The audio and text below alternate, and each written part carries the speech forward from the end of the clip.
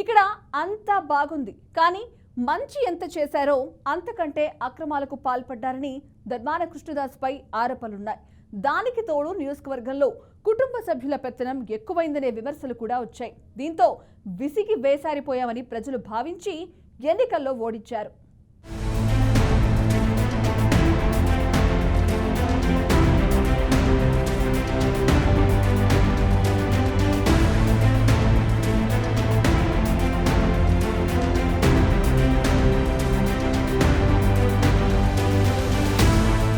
కృష్ణదాస్ గత ఎన్నికల్లో రాష్ట్ర రెవెన్యూ శాఖ మంత్రిగా బాధ్యతలు నిర్వహించారు.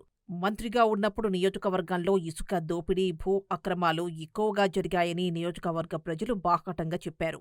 అంతేకాకుండా మంత్రి కంటే ఇంట్లో కుటుంబ సభ్యుల పెద్దరికం ఎక్కువ కావడం అధికారులను సైతం శాసించారని ప్రజలు బహిరంగంగానే విమర్శించారు. కుటుంబ సభ్యులకు, బంధువులకు ప్రాధాన్యత ఇస్తూ తన వెన్నంటే నిలిచిన కార్యకర్తలను సైతం లెక్క చేయలేదని సొంత పార్టీలోనే పలువురు అసహనం వ్యక్తం చేశారు.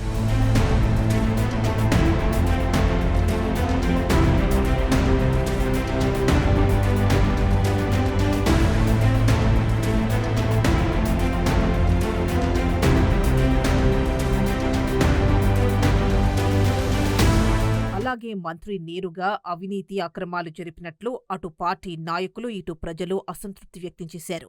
ఆదరించిన ప్రజలను అధికారంలోకొచ్చిన తర్వాత పట్టించుకోలేదని, వ్యతిరేకంగా పనిచేశారని, తప్పుడు కేసులు పెట్టి ప్రజలను ఇబ్బందులకు గురిచేశారని విమర్శలున్నాయి. స్వయం శక్తి సంఘాల నిధులు కూడా గోల్మాల్ చేశారని ఆరోపణలు వచ్చాయి. రైతులకు సకాలంలో సాగునీరు అందించలేకపోయారని, వైద్య సదుపాయాలు పూర్తిగా పట్టించుకోలేదని, ఆయన నిర్లక్ష్యంతో రహదారులు అస్తవ్యస్తంగా మారాయని ప్రజలు మండిపడ్డారు.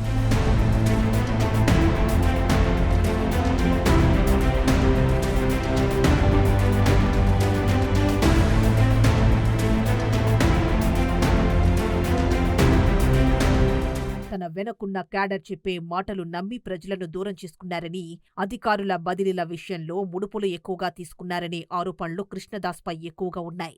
ఈ ఎన్నికల్లో కుటుంబ సభ్యుల జోక్యంతో పాటు కృష్ణదాస్ చేసిన అవినీతి అక్రమాలే కారణమని పలువురు చెబుతున్నారు. తనపై వచ్చిన అవినీతి ఆరోపణలను ఎదుర్కొని భవిష్యత్తులో ధర్మాన కృష్ణదాస్ నిలదొక్కుంటారో లేదో చూడాలి.